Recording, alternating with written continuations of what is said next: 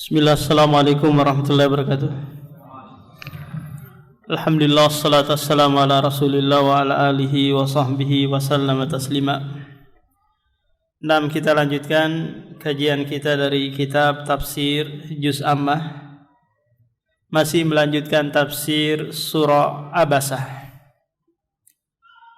Allah subhanahu wa ta'ala berfirman di ayat yang ke-24, falyanzuril insanu ila ta'ami anna sababnal ma'a sabba summa syaqaqnal arda syaqqa fa'ambatna fiha habban wa inaban wa qadba. Falyanzur, hendaklah manusia melihat makanannya. Allah subhanahu wa ta'ala memerintahkan kita, siapapun itu, apakah dia kafir ataukah dia muslim, hendaknya dia memperhatikan makanan yang dia akan santap. Apakah langsung ada seketika itu sebagaimana di surga? Semuanya apa? Butuh proses. Semuanya harus ada usaha untuk bisa menghadirkan makanan tersebut. Apakah butuh petani, butuh nelayan, butuh buruh, butuh pedagang, dan yang lainnya.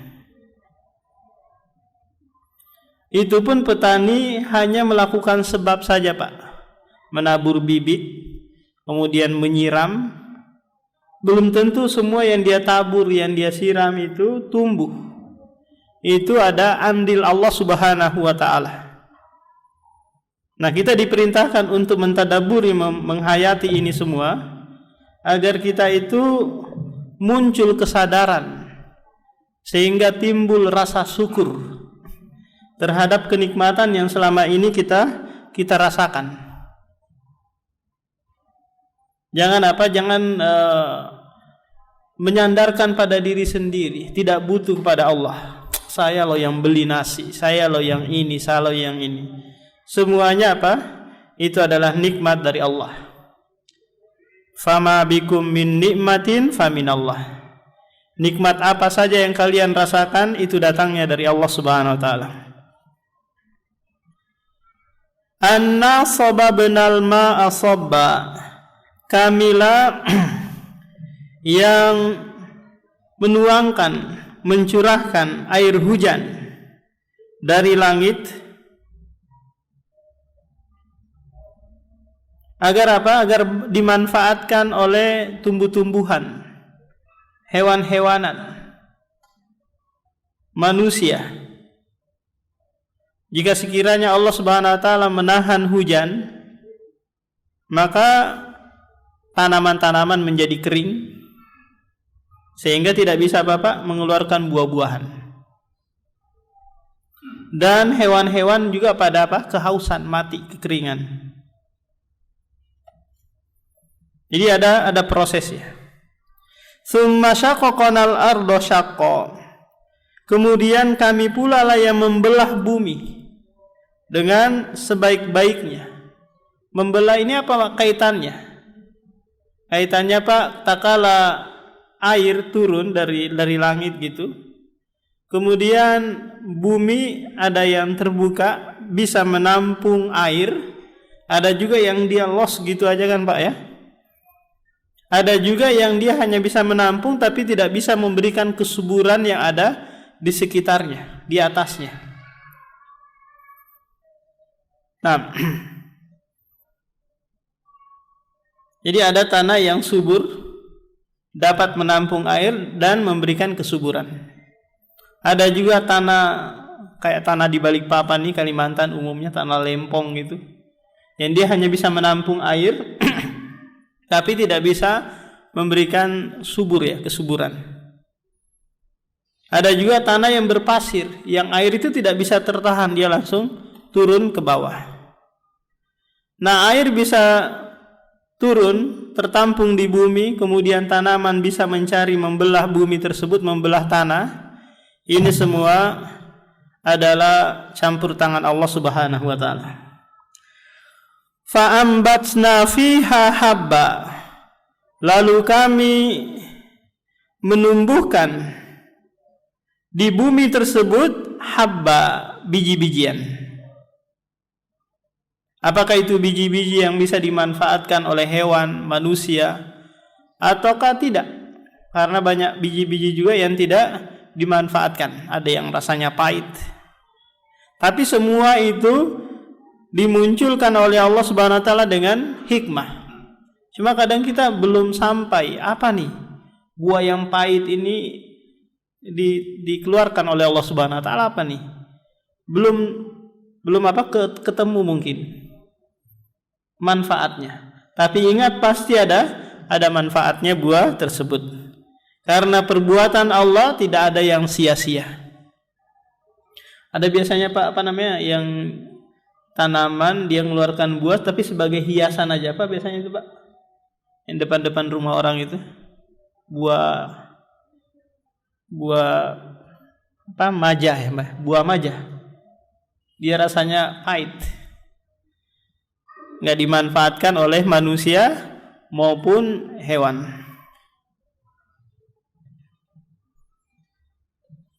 Wa inaba wa qotba. Di antara biji-bijian tersebut adalah inab. Inab ini buah anggur yang rasanya, warnanya berbeda-beda. Dan biasanya Bapak tumbuh subur di daerah yang ada musim panas dan musim dinginnya. Kalau kita di sini tumbuh pun tapi nggak semanis di daerah-daerah yang ada tropis seperti ini, musim panas dan musim dingin. Nah, ketika dia mengalami musim panas, berada di musim panas, dia mati kering. Paham Pak? Daun-daunnya mati semua. Ketika datang musim dingin, dia langsung mengeluarkan daun-daun yang lebat, kemudian mengeluarkan buah-buah yang berbagai macam jenis dan warnanya. Ada yang hijau, merah, hitam, kuning, berbagai macam jenisnya. Wa qotba, demikian juga qotba, sayur-sayuran. Ya, sayur-sayuran. Ada yang rasanya pahit, ada yang rasanya ambar, macam-macam rasanya, dan itu memberikan manfaat buat kesehatan kita, pencernaan kita dan yang lainnya. Wa zaituna wa nakhla, demikian juga zaitun, buah yang tumbuh di daerah Dimashq, Suriah, kemudian Turki. Ini daerah-daerah penghasil buah zaitun, yang manfaatnya banyak sekali. Apakah itu dimakan langsung ataukah nanti diperas, diambil minyaknya, kemudian dipakai untuk minyak goreng, kemudian dipakai untuk lotion tubuh dan yang lainnya. Wa nakhla, demikian juga Allah menumbuhkan nakhla, yaitu pohon korma. Yang dimana pohon korma ini Pak beda dengan pohon-pohon yang lainnya yang dia sejenis seperti sawit, kelapa. Nah, bedanya kalau sawit itu akarnya kan di atas Pak ya, menjalar di atas. Ketika ditiup badai atau angin yang kencang, dia mudah tumbang. Beda dengan pohon korma, itu akarnya menancap ke dalam, sehingga batangnya kokoh. Diterpa angin kencang pun dia tetap kokoh, tegak. Dan pohon korma ini Rasulullah memperumpamakan seperti layaknya seorang mukmin yang dia kokoh di tengah badai fitnah, syahwat maupun syubhat. Sekaligus seluruh yang ada pada pohon korma tersebut dimanfaatkan. Apakah itu batangnya, kemudian dahannya, buahnya apalagi, semua dimanfaatkan. Nah, yang sangat menakjubkan dari pohon korma ini adalah tangkainya itu nggak jatuh, Pak. Dahannya nggak jatuh, pelepahnya nggak jatuh. Meskipun dia sudah tua, kering gitu, dia nggak jatuh ke bumi. Paham? Beda dengan kelapa kan jatuh, sawit juga demikian jatuh. Tapi pelepah korma ini nggak jatuh.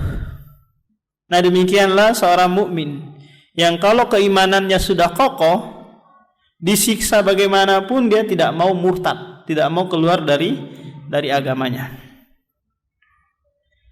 Wa hadaiqa gulba. Demikian juga hadaik. Ini bentuk jamak dari hadiqah, yaitu kebun-kebun yang berisikan pohon-pohon dan buah-buahan.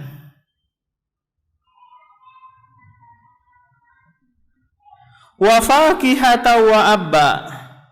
Demikian juga Allah Subhanahu wa taala menumbuhkan apa? Fakihah, mengeluarkan fakihah, buah-buahan beserta rumput-rumputan. Ini apa? Semua mata allakum wali an'amikum.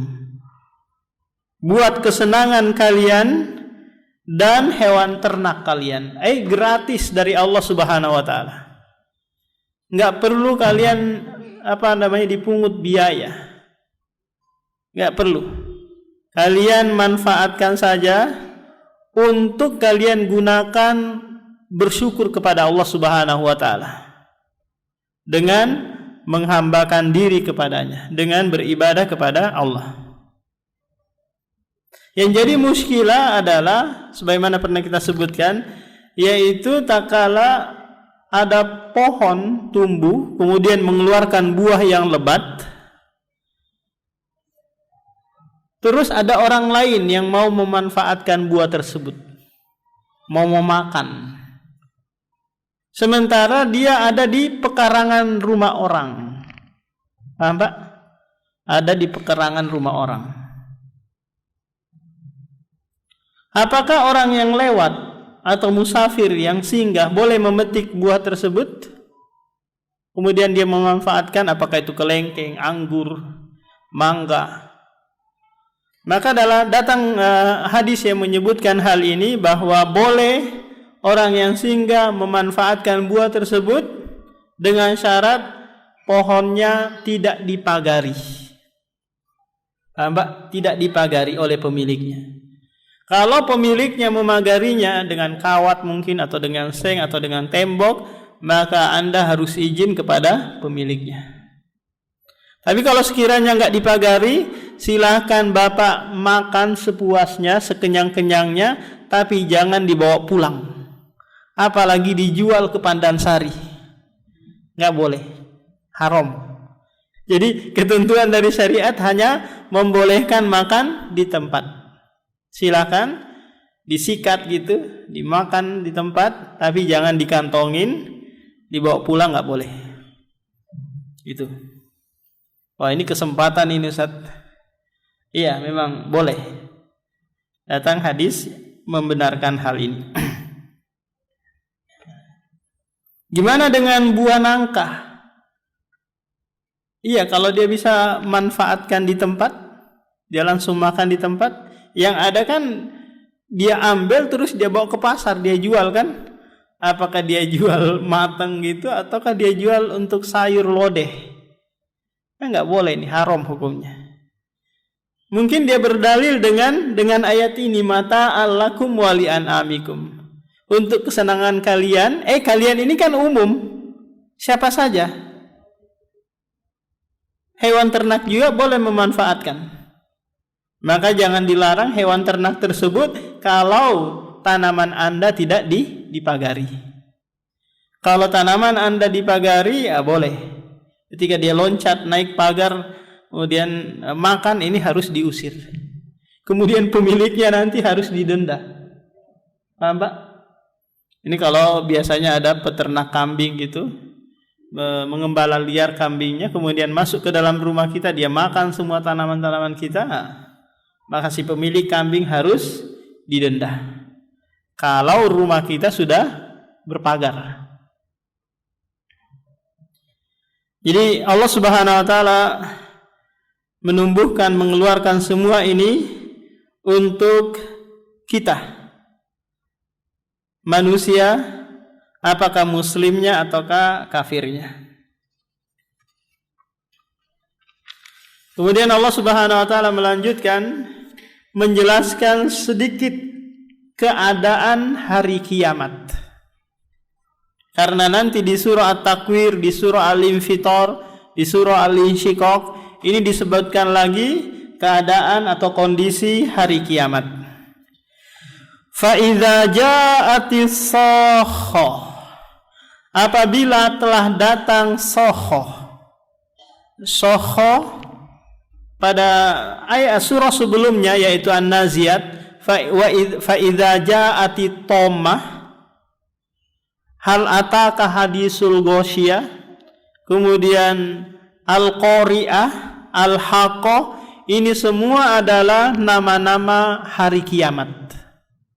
Tampak nama-nama hari kiamat yang menjelaskan kondisi manusia dan menjelaskan keadaan ketika terjadinya hari kiamat. Nah, di ayat ini sokho mananya adalah suara trompet yang ditiup itu ini memekakkan telinga sampai bisa menyebabkan telinga itu apa? Tuli. Saking apa dahsyatnya suara trompet tersebut. Apakah tiupan sangkakala yang pertama ataukah yang kedua? Kalau yang pertama untuk menghancurkan dan mewafatkan seluruh manusia yang ada di muka bumi. Kemudian yang kedua untuk apa? Membangkitkan seluruh manusia yang telah meninggal dunia. Untuk digiring menuju padang mahsyar. Tatkala Rasulullah sallallahu alaihi wasallam menyebutkan kepada Aisyah, "Innakum tuhsyaruna yaumal qiyamati hufatan uratan gurla." Sesungguhnya kalian, kata Rasulullah, akan digiring menuju padang mahsyar pada hari kiamat dalam keadaan tidak beralas kaki, telanjang, terus tidak bersunat. Lantas Aisyah berkata, "Ar-rijalu wan nisa'u yamduru ba'duhum ba'dha ila ba'din." Laki-laki dan perempuan kan sama-sama nih digiring, ada artisnya, ada cowoknya digiring bareng. Apakah mereka saling melihat satu sama lain? Ini pertanyaan Aisyah. Yang dia membayangkan ini kesempatan nih. Laki-laki kan telanjang, perempuan juga telanjang. Paham Pak? Berarti kesempatan untuk nonton kemaluan orang lain. Maka kata Rasulullah, al-amru a'dhamu min an yanzura ba'duhum ila ba'd. Perkaranya lebih besar daripada hanya sekedar melihat. Karena dalam keadaan kondisi yang genting, manusia enggak sempat lagi Pak menikmati apa yang bisa dinikmati. Semuanya apa? Kalang kabut. Hanya memikirkan dirinya masing-masing bagaimana bisa selamat. Bagaimana bisa selamat. Tanpa memperhatikan lagi kondisi tubuhnya. Apalagi tubuh orang lain. Fa idza ja'atis sakhah, apabila datang sakhah, suara yang memekakkan telinga, yaitu tiupan sangkakala, maka waktu itu yauma yafirrul mar'u min akhi, hari di mana seseorang lari dari saudaranya. Begitu kondisi yang sangat genting Pak, sampai orang itu enggak memikirkan lagi saudaranya. Apakah saudara kandungnya ataukah saudara semuslimnya. Sekarang kan Pak, lihat kondisi Pak, kalau ada teman atau saudara kandung gitu mengalami kesulitan, minta tolong, tolonglah saya. Kira-kira kita mau nggak tinggalkan? Enggak kan? Kita berusaha datang untuk menolongnya. Kenapa? Karena kondisi aman-aman. Paham? Tapi kalau coba lihat, kalau kondisi tsunami atau gempa atau kebakaran, ada orang minta tolong, saya nggak bisa lagi, sudah ngurus sendiri aja. Saya mau menyelamatkan rumah saya, anak-anak saya. Enggak sempat lagi mikirin orang lain. Maka hari itu seseorang akan lari dari saudaranya, baik saudara kandung ataukah saudara muslimnya. Egoismenya tuh muncul di sana, mementingkan apa Pak? Diri sendiri. Wa ummihi wa abih, di mana anak lari meninggalkan ibu dan bapaknya. Padahal anak itu Pak, ketika terjadi masalah, mara bahaya, dia akan mencari ibunya kan, terutama. Karena ibu itu dikatakan ibu dalam bahasa Arab ummun, karena dia adalah tempat kembali anak, tempat mengadu anak. Demikian juga kepada bapak. Anak itu kembali kepada dua ini, ibu dan bapak. Tapi ketika terjadi hari kiamat, anak-anak meninggalkan apa? Orang tuanya. Bapak dan ibu pun demikian, enggak lagi memikirkan anak-anaknya. Wa sahibatihi wa bani. Demikian juga seorang suami akan lari meninggalkan istri. Dia akan lari meninggalkan istrinya. Wa bani, demikian juga anak-anaknya. Semua apa? Dia tinggalkan. Apa tujuannya Pak ini? Tujuannya lari menyelamatkan diri sendiri. Maka kata Allah Subhanahu wa taala di ayat yang ke-37, likulli imri'im minhum yauma idzin sya'nu yugni. Jadi setiap orang pada waktu itu mempunyai urusan yang mencukupkan dirinya sendiri, yang menyibukkan dirinya sendiri, sehingga enggak sempat lagi ngurusin orang lain, apakah itu keluarga ataukah orang lain. Kemudian setelah itu Allah Subhanahu wa taala menyebutkan keadaan atau kondisi orang-orang yang dibangkitkan menuju padang mahsyar. Apa kondisi mereka? Ada yang wajahnya putih, saking putihnya memberikan cahaya, kemudian sambil tertawa, tersenyum. Ada juga yang wajahnya hitam kelam, murung. Ini dua wajah nanti yang akan menuju padang mahsyar. Disebutkan dalam surah An-Nisa, yauma tabyadul wujuh wa taswaddul wujuh. Hari di mana ada wajah-wajah yang putih, ada pula wajah-wajah yang hitam.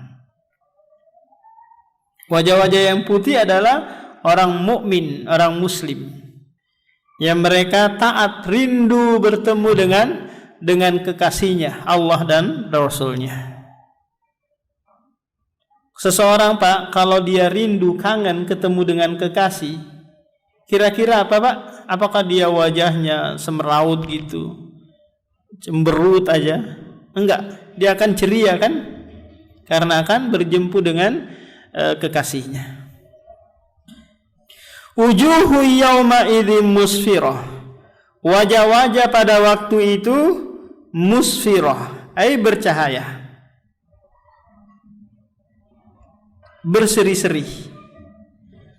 Dhahikatum mustabsyirah, sambil tertawa dan bergembira ria. 6. Ini adalah wajah-wajah kaum mukminin yang dia merasa senang pulang ke kampung halaman, membawa bekal kebaikan, ingin bertemu dengan keluarga, plus ingin melihat wajah Allah Subhanahu wa taala yang selama ini dia tidak lihat di dunia. Karena memang orang mukmin tidak diberikan kesempatan melihat Allah di dunia. Karena Nabi Ibrahim, Nabi Musa minta agar Allah diperlihatkan wajahnya, maka kata Allah, lantaroni, kamu tidak bisa melihatku di dunia. Begitu juga Nabi Muhammad tatkala dia Mi'raj, naik ke Sidratul Muntaha. Yang dia lihat hanya cahaya, dia tidak lihat wajah Allah langsung. Ini merupakan kenikmatan yang dipersiapkan bagi penduduk surga. Nanti mereka diberikan kesempatan seminggu sekali untuk melihat wajah Allah Subhanahu wa taala. Wa wujuhu yawma idzin 'alaiha ghabarah. Dan ada pula wajah-wajah yang 'alaiha ghabarah. Ghabarah itu debu, Pak. Debu. Wajahnya tertutup apa? Debu. Sehingga apa? Tarhaquha qatarah. Sehingga memunculkan kegelapan di wajahnya. Hitam. Ulaika humul kafaratul fajarah. Mereka itu adalah orang-orang kafir lagi durhaka. Meskipun di dunia mereka wajahnya putih-putih, matanya sipit-sipit, bukan Korea ini Pak ya, tapi mereka kufur kepada Allah, mereka akan dibangkitkan dalam keadaan wajah yang hitam, kelam. Dari mana ini wajah hitam kelam ini? Ini dari hati yang hitam, memberikan pula aura hitam di wajahnya. Karena pelaku maksiat, pelaku kekafiran itu Pak, nuktatun sauda fi qalbi, diberikan titik hitam di dalam hatinya. Semakin banyak kemaksiatan kekafiran yang dia lakukan, maka sebanyak itu pula noda hitam yang melekat di hatinya. Sehingga apa? Ini memberikan dampak keluar. Karena apa yang ada di dalam nanti akan memberikan keburukan juga keluar. Istilahnya apa Pak? Apa yang ada di luar nanti itu adalah hasil dari yang ada di dalam. Jadi itu sebabnya kenapa wajah-wajah mereka hitam, karena kekafiran dan perbuatan maksiat mereka selama di dunia.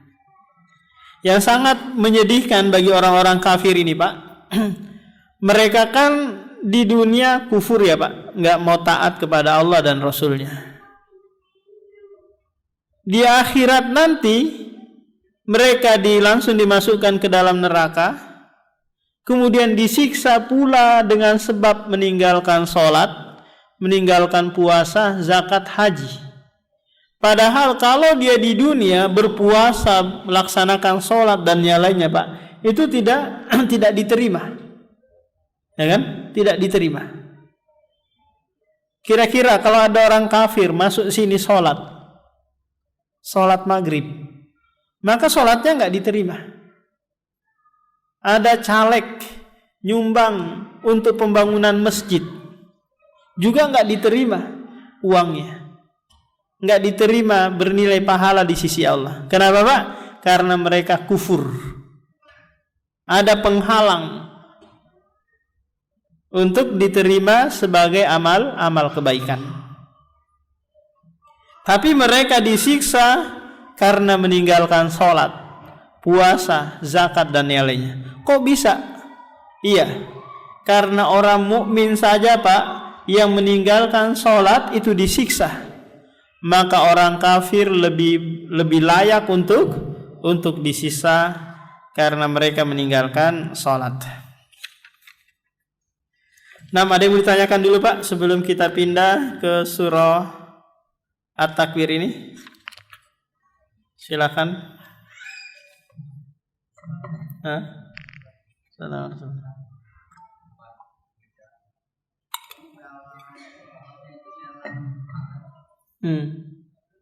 Tapi buahnya nyebrang. Iya, pohonnya di dalam pagar, buahnya keluar saking lebatnya gitu ya. Nggak boleh diambil Pak, harus izin sama. Kalau gambarannya seperti ini, pohonnya di luar pagar, kemudian buahnya ke dalam, Bapak boleh ambil. boleh petik dari luar kalau Bapak sanggup. Paham? Petik dari luar. Kenapa? Karena ini di luar pagar. Tapi tadi syaratnya makan di tempat. Kalau dibawa pulang, itu jadi haram. Kapan jadi halal? Izin sama si pemiliknya. Pak, saya ini ya. Saya bawa, Pak, saya ini ya, petik bawa pulang ke rumah. Nggak ada orang. Ini namanya gosop. Bukan mencuri tapi apa? Gosop. Izinnya belakangan, nikmatinya sekarang. Sama kalau kita ke WC gitu mau pakai sendal orang, izin dalam hati gitu, atau nanti pas ketemu orangnya baru izin. Ini apa? Gosop.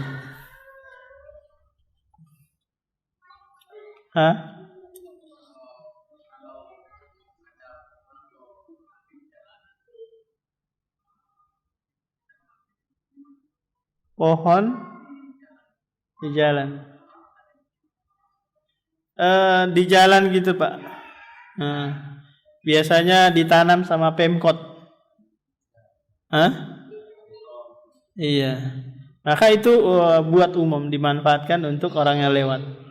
Siapa yang mau memanfaatkan? Biasanya yang banyak ngambil itu yang ngurusin tanaman itu kan? Yang tukang sapu, tukang siram dan lain-lainnya.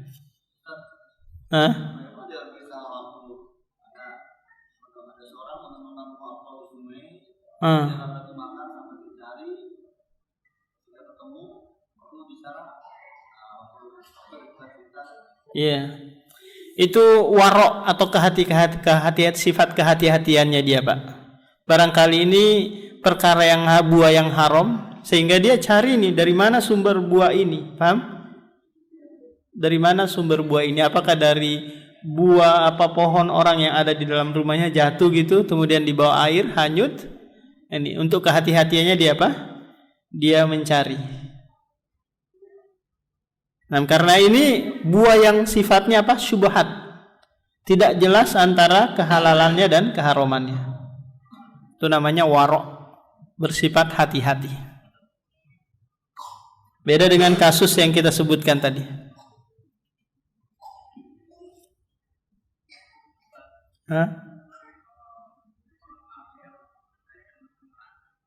Apa? Kalau orang kafir?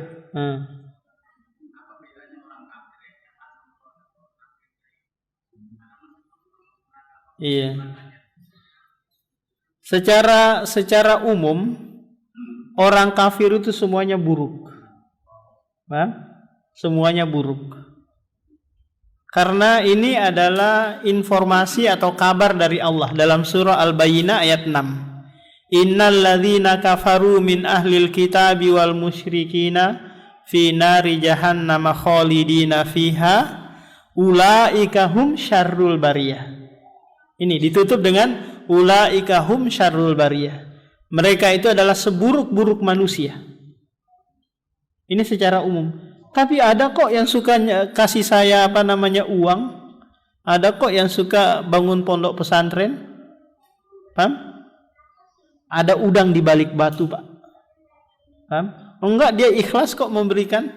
Pokoknya ada udang di balik, ada hal yang tersembunyi yang dia inginkan. Apakah kepengen dicoblos atau adalah tujuan-tujuan yang ini. Enggak mungkin Allah Subhanahu wa taala salah menginformasikan kepada kita. Iya, memang ada kebaikannya, tapi keburukannya lebih besar. Enggak bisa menutup keburukan yang banyak dengan kebaikan sedikit. Paham? Gelarnya dia itu manusia yang paling buruk, itu enggak bisa hilang kecuali dia masuk ke dalam Islam. Nanti kebaikan-kebaikan yang dia lakukan, Pak, baru bernilai. Paham? Dulunya dia bangun masjid, bangun pondok pesantren, suka menyantuni anak yatim, itu nanti terhitung pahala kalau dia masuk Islam. Iya, kalau dia masuk Islam.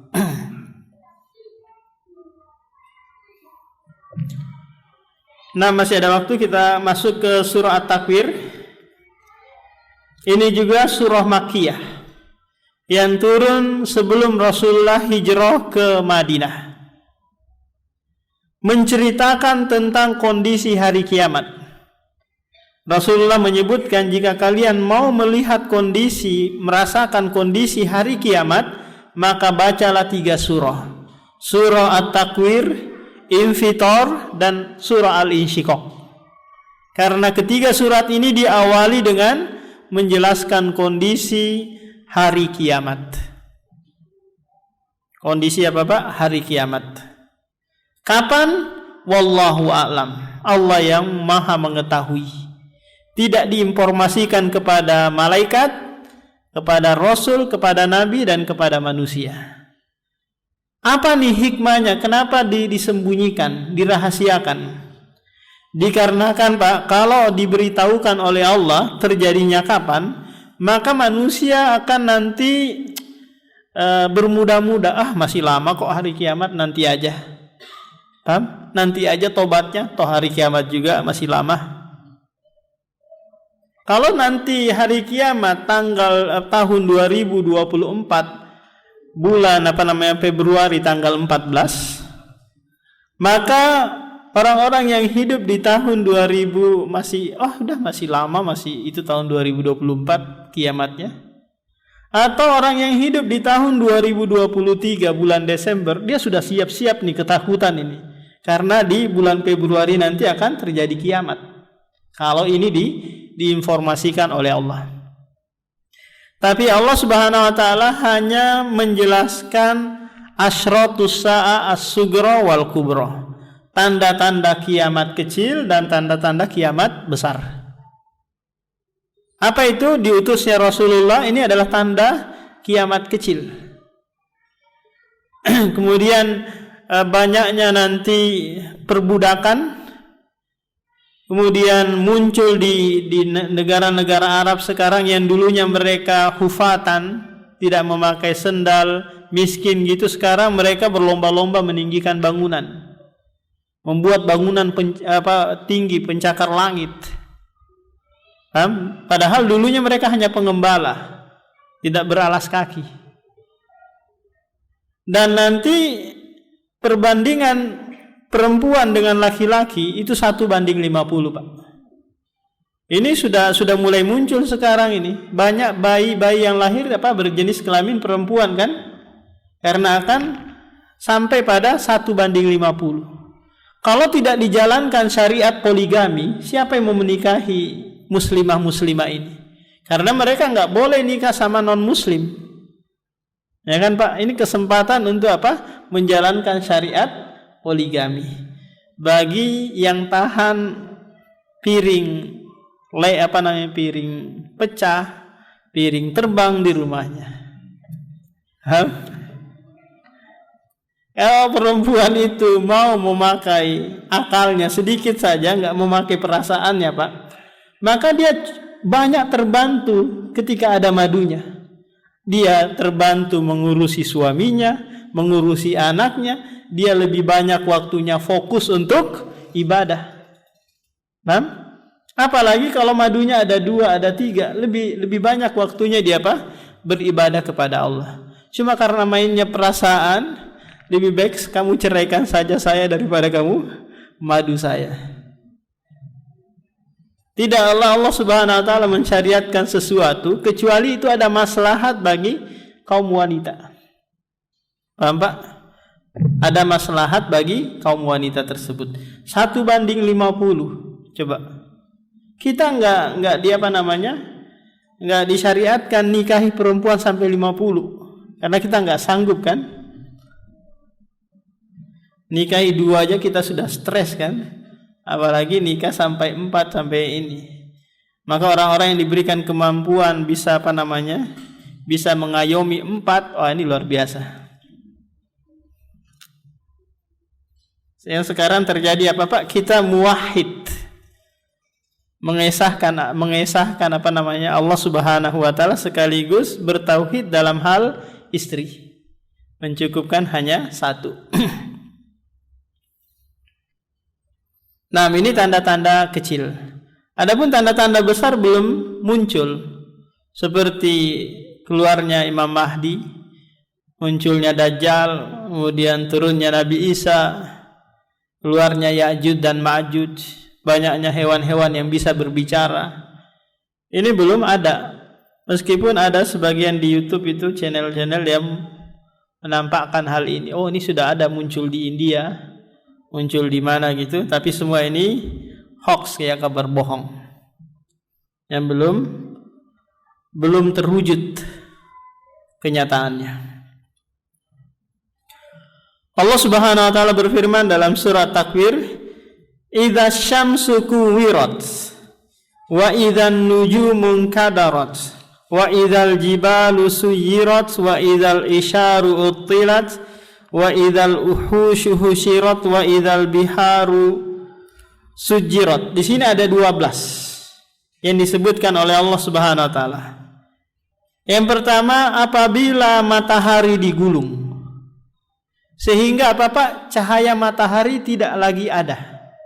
Matahari digulung, hilang cahayanya. Padahal manusia, hewan-hewan, tumbuh-tumbuhan sangat-sangat membutuhkan apa? Cahaya matahari. Kalau sekiranya cahayanya sudah hilang, maka setengah mati kita, butuh penerangan yang banyak Pak di siang hari kan. Tanaman-tanaman tidak bisa melakukan proses pemasakan untuk mengeluarkan apa? Buah-buahan. Wa idzan nujumu kadarat, dan apabila bintang-bintang berjatuhan. Jangankan bintang Pak, meteor saja kalau jatuh mengenai atap rumah kita membuat kita tidak nyaman hidup di dunia kan. Alhamdulillah ada atmosfer gitu ya, mengalihkan benda-benda langit yang mau jatuh mengenai apa? Permukaan bumi. Dialihkan ke daerah-daerah yang lain. Apalagi bintang jatuh ke muka bumi, yang di bintang itu Pak lebih besar daripada bulan, lebih besar daripada matahari. Dia kelihatan kecil karena jaraknya yang jauh dari apa? Dari bumi. Nah, kalau sudah berjatuhan seperti ini satu saja, maka sudah kita ketakutan. Jadi nanti disebutkan bahwa bintang itu disifati dengan apa? Khonnas. Yang dia muncul di malam hari tapi hilang di siang hari. Namanya apa Pak? Khonnas. Hilang, gak kelihatan sama sekali, wala bentuknya wala cahayanya. Beda dengan bulan. Kalau bulan masih kelihatan bentuknya tapi tidak ada cahayanya. Kenapa? Karena dia meminjam cahaya dari matahari. Nah, kalau bintang benar-benar gak ada, hilang ketika di siang hari. Wa idzal jibalu suyirat, dan apabila gunung-gunung dihancurkan. Di surah Al-Qari'ah disebutkan apa? Seperti debu, diterbangkan seperti debu, atau seperti apa namanya, bulu yang terbang. Wa idzal jibalu, apa di surah Al-Qari'ah itu? Wa takunul jibalu kal ihnil anfus. Padahal gunung itu kokoh karena apa yang menancap ke dalam lebih banyak daripada yang muncul ke permukaan. Nanti akan diterbangkan, dihancurkan oleh Allah Subhanahu wa taala. Nah, demikian Pak, kita lanjutkan lagi pada pertemuan berikutnya. Subhanakallahumma wa bihamdika asyhadu an la ilaha illa anta astaghfiruka wa atubu ilaik. Assalamualaikum warahmatullahi wabarakatuh.